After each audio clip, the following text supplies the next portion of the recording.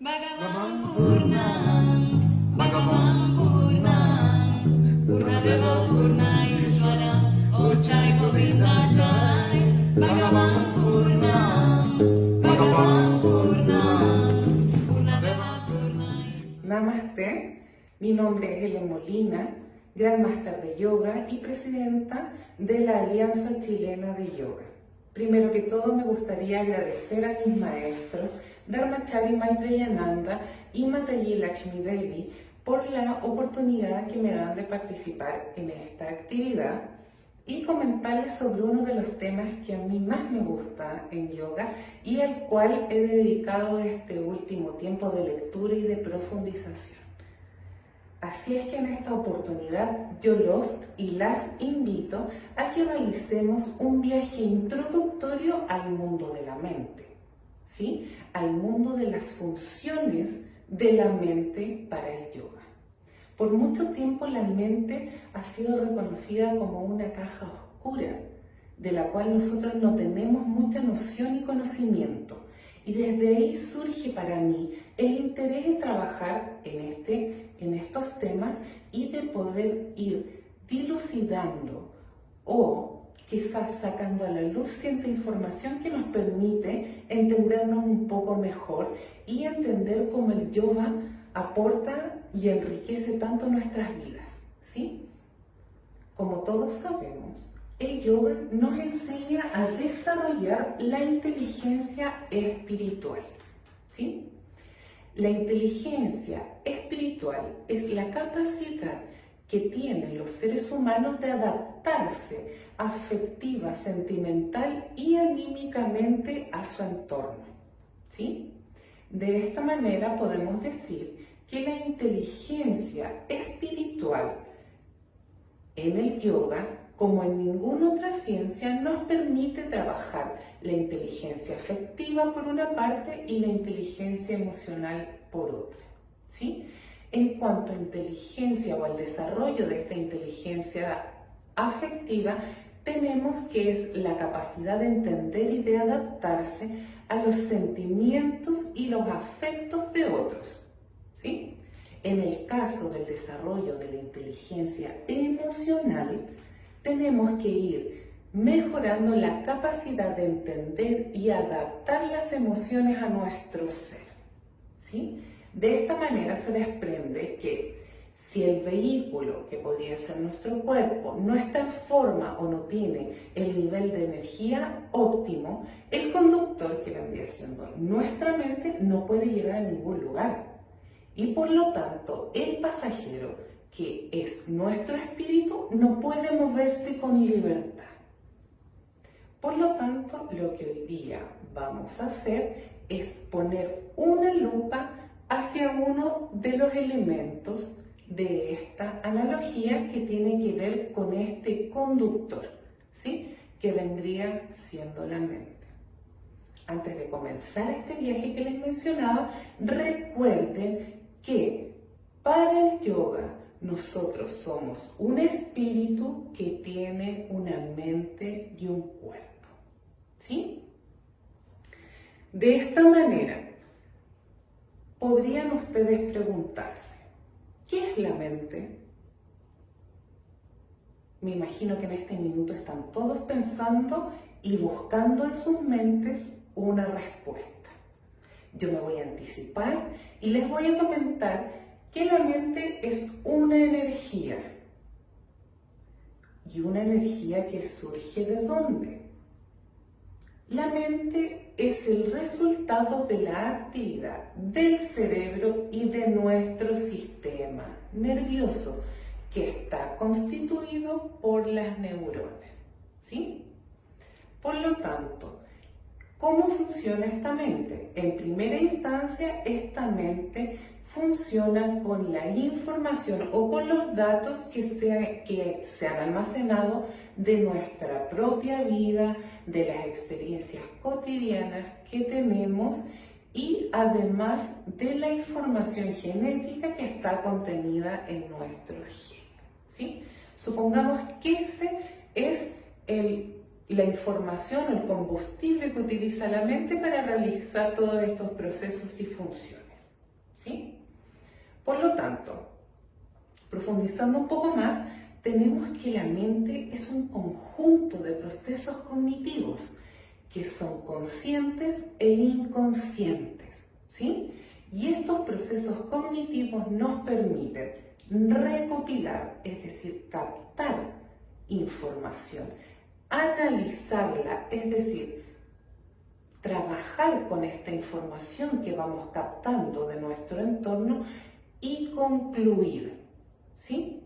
Por lo tanto, en base a esa captación de información que realizan del entorno nuestros órganos de los sentidos, nosotros les damos el elemento que requiere la activación para estos procesos mentales, ¿sí? Después nos vamos a dar cuenta o vamos a ir conversando, a profundizar un poquito más, que todas estas funciones mentales tienen a la base la motivación, ¿sí? Que surge desde un impulso que tenemos que satisfacer, desde una necesidad. Pero ya vamos a ir entrando en ese plano, ¿sí? Ahora volvemos a los sentidos, ¿sí? Tenemos que los 5,5 sentidos en yoga son los ñaña indriyas. Y en este caso tenemos la nariz, los oídos, la piel, los ojos, la lengua, que es un medio sentido, y los intrasentidos, ¿sí? El intrasentido es la capacidad que nosotros tenemos de percibir nuestro ambiente interno, es decir, algunos cambios que se van realizando en nuestros órganos. Por ejemplo, el sistema digestivo nos avisa cuando algo no anda muy bien mediante un dolor, ¿sí? Por ejemplo, y nosotros al ser capaces de sentir nuestro interior, estamos utilizando un intrasentido. Creo que es importante en esta etapa de nuestro viaje el poder entender cómo funciona un proceso cognitivo, ¿sí? En este caso, mediante la información que es captada a través de nuestros sentidos, tanto internos como externos, se transforma esta información en impresiones o fotografías, ¿sí? Que son almacenadas en nuestras memorias para ser utilizadas posteriormente, ¿sí? Es muy similar a lo que pasa con el aprendizaje. Cuando nosotros estamos aprendiendo, estamos integrando nuevas impresiones que vamos a utilizar posteriormente dependiendo de las demandas que vayan surgiendo en nuestro entorno, ¿sí? Por lo tanto, tenemos, como habíamos mencionado, que la mente funciona en base a la información que tenemos guardada sobre nuestras vidas y sobre nuestras propias aventuras y desventuras, ¿sí? Que eso constituye nuestra experiencia, más los datos que recibimos de nuestros padres en nuestro código genético, ¿sí? Si lo llevamos un poco más a un lenguaje de computación, podríamos hablar que es el disco rígido que contiene nuestras capacidades innatas, ¿sí? Ahora, yéndonos un poquito más de plano a lo que son las funciones, para el yoga la mente está compuesta por 6 funciones o antarkarana, ¿sí? Ahora vamos a ir repasando función por función y vamos a ir entregando algunos elementos que nos van a permitir entender qué es lo que hace y cómo se va interrelacionando con las otras funciones, ¿sí? Porque es una totalidad, ¿sí? Por lo tanto, vamos a partir por la primera función, que tiene que ver con la función consciente, que es llamada manas. Por medio de la percepción que les había mencionado delante sobre esta percepción tanto interna como externa, mediante la cual nosotros captamos el mundo, lo comprendemos y vamos tomando decisiones, tenemos que manas se constituye como un visor que va utilizando los órganos de los 5 sentidos. Por lo tanto, manas se percata o se da cuenta del mundo que lo rodea, ¿sí? ¿Y cómo se da cuenta? Mediante la información que nos entregan nuestros sentidos.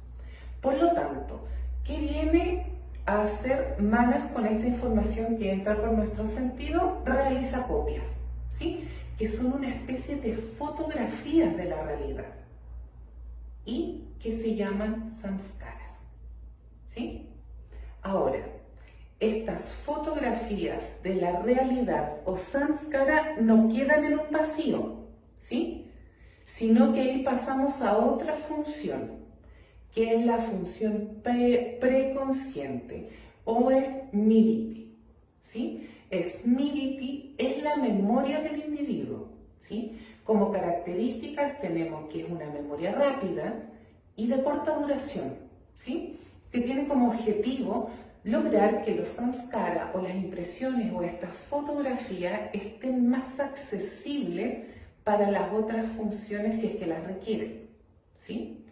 Por lo tanto, la función preconsciente o smriti es un álbum de fotografía que almacena los samskara, ¿sí? Y nos permite con este almacenaje poder traerlas a las otras funciones de manera mucho más rápida. Por ejemplo, quienes utilizan estos samskara o estas impresiones son la función inconsciente, chitta, y la función racional o reflexiva, que es buddhi, ¿sí? Por lo tanto, cuando nosotros estos samskara los pasamos de una manera lenta y en base a la repetición, albergarlas a otro tipo de memoria, que es la que vamos a ver a continuación, que es alaya vijnana, ¿sí? Si bien esta memoria difiere de la memoria o de la función preconsciente de smriti, que es más rápida, corta, porque necesita hacer que los samskaras estén más accesibles para las funciones de chitta y buddhi, alaya vijnana es un poco más lenta, ¿sí? Pero la información que se alberga en este tipo de función es definitiva. Por lo tanto, aquí estamos hablando de una función de almacenaje que es más durable, ¿sí? Y es la función subconsciente, ¿ya? Esta función es la memoria genética, pues contiene los programas genéticos de nuestra especie y tiene como función la de almacenar y desalmacenar los recuerdos de smriti. Recuerden que los recuerdos de smriti son de más fácil acceso para otras funciones, ¿sí? Por lo tanto, en alaya vijnana está contenida toda la experiencia humana, por lo que puede mencionarse o denominarse como el núcleo del individuo. Este núcleo del individuo es la memoria que cada persona va asociando a su mente egotista y a su personalidad, ¿sí? La mente egotista o ahamkara, que lo vamos a ver un poquito más adelante. Es decir, este núcleo del individuo es un conjunto de recuerdos que van quedando en el cerebro, en nuestras neuronas, a lo largo de la vida, ¿sí? Y que le hacen creer a esta persona que es la misma, a pesar del paso del tiempo, ¿sí? La realidad es que nos hemos ido transformando, pero este núcleo del individuo nos permite sentir cierta coherencia, sentir que seguimos siendo nosotros mismos a pesar del paso del tiempo. Por lo tanto, nos permite establecer las conductas socioculturales, ¿sí? El almacenaje en alaya vijnana se da mediante procesos subliminales que se dan en la función inconsciente chitta, y estos procesos son de naturaleza química, por eso quedan guardados en nuestras neuronas, ¿sí? También cabe destacar, y un elemento que a mí me parece interesantísimo, que tiene que ver con que estos procesos y programas no son estáticos, sino que se van modificando, ya sea o por nuestra experiencia directa o por la experiencia indirecta o experiencia de otro, que podría ser la lectura de un libro, el estudio, quizás ver algún video.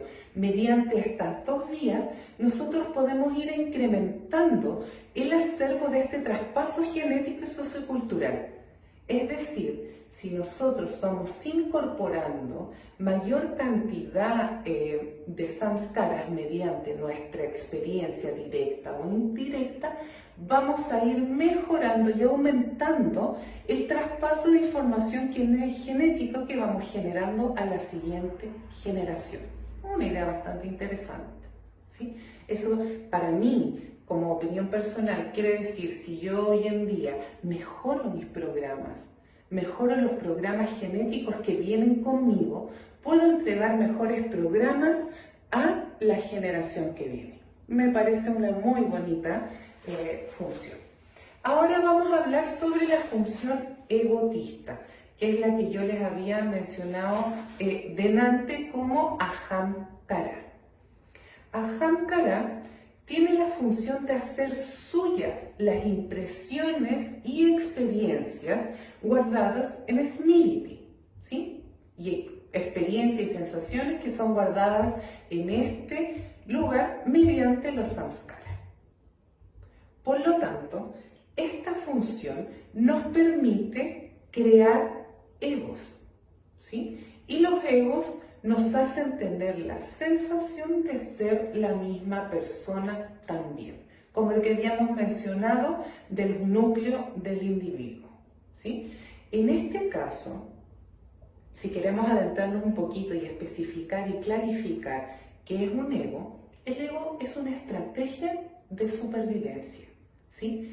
Es una estrategia, es una serie de pasos que nosotros hemos adoptado para poder enfrentarnos a nuestro medio ambiente y adaptándonos a las circunstancias que van cambiando. De esta manera, podemos reconocer la existencia no solo de un ego, sino de varios. Y vamos a intercalar la preponderancia o la fuerza de un ego a otro dependiendo de las circunstancias que nos vayan rodeando, ¿sí? Por lo tanto, de esa manera podemos tener un ego profesional, un ego de madre, un ego de pareja, un ego de amigo, y dependiendo de las circunstancias nosotros vamos a ir desplegando ciertas estrategias para ir adaptándonos a esas circunstancias, ¿sí? Ahora me gustaría dar paso a una de las funciones que a mí me genera más curiosidad y me parece muchísimo, muy interesante poder investigar más sobre esa. ¿Por qué? Porque les voy a hablar de la función chitta, que es la función inconsciente. ¿Por qué? Porque desde lo que he leído y de lo que Maestro nos ha indicado, en chitta o en esta función inconsciente se alberga nuestra intuición y la sabiduría cuando somos capaces de apagar la función consciente, que es la de Buddhi, que es la que viene más adelante, ¿sí? Por lo tanto, chitta unido al espíritu se conecta directamente con la realidad y desde ahí va a surgir la intuición, ¿ya? Por lo tanto, la función de chitta es la de acumular y distribuir la energía en el complejo psicosomático, ¿sí? ¿Y cómo realiza esta tarea? Por un lado, buscando el placer y por otro, evitando el dolor, ¿ya? Y también, además, está encargada de activar los procesos motivacionales. Como les había mencionado anteriormente, los impulsos son energías que van generando ciertas necesidades para satisfacer en nosotros, ¿sí? Y eso va delineando las motivaciones que van guiando nuestra conducta hacia un camino y no a otro, ¿sí? Por lo tanto, tenemos en este caso que las motivaciones están divididas en 5. Tenemos por un lado la motivación nutricional, las vitales que son asociadas a la preservación de la vida, las sexuales, las de dominio asociado al ejercicio del poder y la de la gloria que por otro es conocido como la autorrealización, ¿sí? Además, en chitta, con su función inconsciente, debemos tener en claro que tenemos ahí albergados todos los programas inconscientes que permiten que nuestros órganos realicen sus tareas diarias, tareas que para nosotros son inconscientes, es decir, que no nos damos cuenta, ¿sí? recuerdan que el que se daba cuenta y se permitía que el que se percataba era Manas.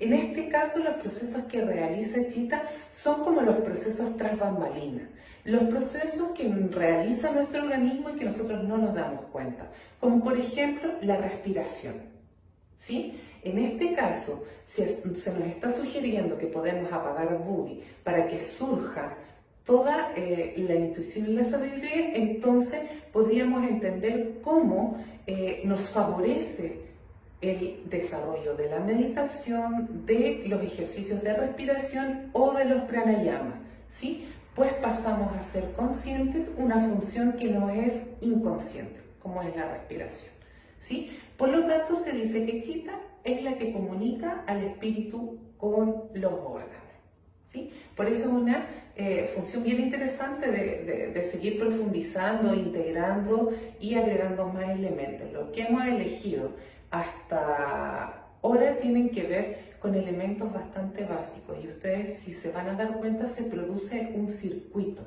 ¿sí? Un circuito de funciones que están interrelacionadas, ¿sí? Y que nos permiten generar los procesos cognitivos necesarios para poder adaptarnos al mundo que nos rodea. Ahora vamos a conversar sobre la función racional, que es la que yo les adelantaba un poquito antes, y tiene que ver con Budi y la función racional. Esta función es la que nos permite pensar, reflexionar sobre los datos que nos aporta Manas, ¿sí? Voy a volver a repetir. En Manas, nuestros órganos de los sentidos captan la información del ambiente que nos rodea y también a través del intrasentido lo que pasa dentro de nuestro cuerpo. Esta información es llevada a Manas por medio de la percepción. Manas va a generar estas impresiones o samskara que le van a servir de utilidad a Chita para ir realizando sus procesos y sus funciones, las que mencionamos anteriormente, y que son inconscientes, y las funciones de Budi, que tienen que ver con una función racional. Por eso aquí es donde se encuentra el pensamiento y la reflexión sobre esa información, ¿sí? Recuerde que los samskaras están contenidos en Smriti, que los aporta a Budi. Por lo tanto, esa memoria nos permite realizar un análisis de la información que hemos captado con nuestro sentido. Por eso, la función racional de Budi está asociada al intelecto y a la razón, ¿sí? Por otro lado, cabe mencionar que al desconectar Manas mientras estamos durmiendo, que es nuestra función consciente, nosotros no estamos conscientes cuando dormimos, por lo tanto, Manas queda como una función latente. Nosotros podemos, gracias a los samskaras contenidos en Smriti, soñar, ¿sí? Por lo tanto, ahí van apareciendo las imágenes y los recuerdos de nuestra vida o de la jornada que tuvimos, pues son los recuerdos o impresiones, ¿sí? Algo muy similar pasa cuando nosotros estamos en vigilia o cuando estamos despiertos. Y mediante este mismo proceso es cuando nosotros podemos fantasear o podemos realizar las ensoñaciones diurnas, ¿sí? En este minuto también me gustaría mencionarles que toda esta introducción o este viaje que ya estamos dando por finalizado, donde voy a dar algunas palabras de resumen final, cabe mencionar que esta introducción puede ser acompañada del diagrama de las 6 funciones de la mente creada por Maestro Daimarchari Maitreyananda, ¿sí? Donde también ustedes pueden encontrar algunos apuntes de psicología holística, donde se realiza un poco de profundización de todas estas funciones, y de la mano de las enseñanzas de Maestro podemos ver la analogía a cierto lenguaje de computadores que quizás nos puede ir clarificando cómo se van dando estas interrelaciones en las funciones, ya sea consciente de Manas, inconsciente, función inconsciente o chitta, la función discernitiva racional o reflexiva de Buddhi, los almacenajes o memorias que serían Smriti, que recuerden que era corta y bastante rápida y que debía tener disponibles las impresiones para que Chitta y Buddhi pudiesen realizar sus funciones. Estas impresiones se albergan de manera definitiva en un almacenaje mayor, ¿sí? Que es Alaya Vijnana. ¿Sí? Aquí también podemos encontrar el núcleo del individuo que, asociado a la función egotista, nos permite o nos da una coherencia o una sensación de que somos las mismas personas a través del tiempo. Por lo tanto, cabe recordar que el ego son varios, que son estrategias que hemos ido adoptando a través del tiempo para poder afrontar el medio ambiente y las demandas que se nos realizan a nivel tanto interno como externo. ¿Sí? Eso es lo que tengo que contarles sobre estas dos áreas de la psicología del yoga, que son bastante sencillas y preliminares. Intenté hacerlo en un lenguaje simple. Recuerden utilizar el esquema para ir acompañándose y para ir generando las asociaciones entre todas estas distintas funciones. Espero podamos encontrarnos y que la información que les he entregado sea de utilidad y para poder acompañar su camino de estudio y de profundización en esta ciencia tan hermosa y esta disciplina tan hermosa que es el yoga. Así es que nuevamente agradezco a mis maestros por la posibilidad que me dan de compartir con ustedes y nos vemos en otra oportunidad. Dhanyavad.